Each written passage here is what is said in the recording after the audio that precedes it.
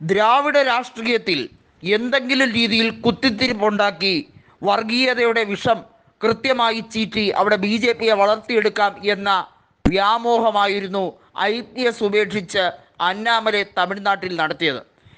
N മക്കൾ N മണ്ണ് എന്നൊക്കെ പറഞ്ഞ് തമിഴ്നാടിലെ പുളകം കൊള്ളിച്ച് മുന്നോട്ട് പോയാൽ, നരേന്ദ്രമോദി ഒരു 3-4 തവണ വന്ന് ക്യാമ്പയിൻ ചെയ്താൽ തമിഴ്നാട് ഇങ്ങ് പോരുമെന്നൊക്കെയാണ് മണ്ടത്തരം മാത്രം വിളിച്ചോതുന്ന അന്നാമല വിചാരിച്ചത്.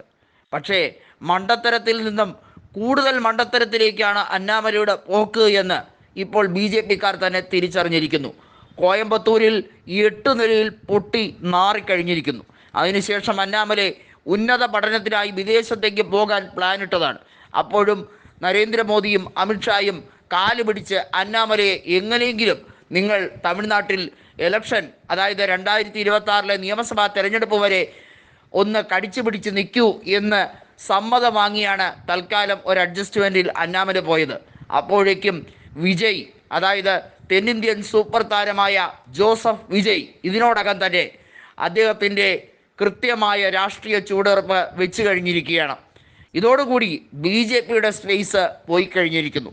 നമുക്കറിയാം, വിജയ് അനുകൂല ഫാൻസ് അസോസിയേഷൻ അതിശക്തമാണ് ദക്ഷിണേന്ത്യയിൽ.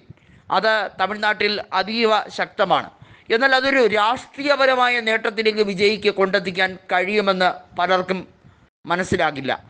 കാരണം DMK-യിൽ പ്രവർത്തിക്കുന്ന നിരവധി പേർ വിജയുടെ പാർട്ടിയിലേക്ക് ചേക്കേറാനുള്ള സാധ്യതയുണ്ട്. നാഥനില്ല കളരിയിലെ നേതാവാണല്ലോ എടപ്പാടിയും അതുപോലെ തന്നെ പനീർസെൽവവുമൊക്കെ. പിന്നെ സ്പ്ലിറ്റും വന്നു കഴിഞ്ഞിരിക്കുന്നു.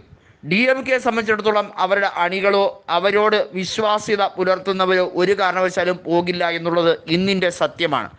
39 ലോക്സഭാ സീറ്റുകളും വിജയിച്ചതുകൊണ്ട് തന്നെ DMK സഖ്യം തൂത്തുവാരും എന്നുള്ള കാര്യത്തിലും സംശയമില്ല. വാസ്തവത്തിൽ DMK-യിലുള്ളവർ വിജയുടെ പാർട്ടിയിലേക്ക് ഇപ്പോൾ തമിഴക വെട്രിക്കഴകം രൂപീകൃതമായി അതിൻ്റെ കൊടി ഉൾപ്പെടെയുള്ള കാര്യങ്ങൾ ലോഞ്ച് ചെയ്യുമ്പോൾ അതിനോട് ആഭിമുഖ്യം പുലർത്തുമെന്ന് ഉറപ്പിച്ചു കഴിഞ്ഞിരിക്കുകയാണ്. ഇതോടുകൂടി തകരുന്ന പ്രസ്ഥാനം തന്നെയാണ് അന്നാമലയുടെ പ്രസ്ഥാനം. ഇനി BJP-ക്ക് ഒരു രീതിയിലും വർഗീയ വിഷം ചീന്താൻ കഴിയില്ല എന്നാണ് സ്റ്റാലിൻ പറഞ്ഞിരിക്കുന്നത്. നിങ്ങൾ വർഗീയവാദികൾ വിഷം വഹിപ്പിച്ചാൽ അതുകൊണ്ട് തകരുന്നിടമല്ല തമിഴ്നാട് എന്ന് സ്റ്റാലിൻ മുന്നറിയിപ്പ് നൽകിയിരിക്കുകയാണ്. അന്നാമലയെ കണ്ടം വഴി ഓടിച്ചിരിക്കുകയാണ്. എന്തിനാണ് മണ്ടത്തരം കാണിച്ച് കഷ്ടപ്പെട്ട് നേടിയ IPS കളഞ്ഞത് എന്ന് ചോദിക്കുന്നവരോട് നരേന്ദ്രമോദിയുണ്ട് എൻ്റെ കാവൽക്കാരനായി, അദ്ദേഹം എനിക്കെല്ലാം ചെയ്തു തരും എന്ന രീതിയിലാണ് അന്നാമലെ വലിയ വായിൽ വർത്തമാനം പറയുന്നത്. ഇത് കേട്ടവർ മൂക്കത്ത് വിരൽ വെച്ച് നിൽക്കുകയാണ്. നരേന്ദ്രമോദിയുടെ പിണിയാളായി ജോലി ചെയ്യുന്ന അന്നാമലയെ തമിഴ്നാട്ടിൽ പുല്ലുവിലയാണ് ജനങ്ങൾ കൊടുക്കുന്നതെന്നാണ് സ്റ്റാലിൻ പറഞ്ഞിരിക്കുന്നത്. അത് സത്യവുമാണ്.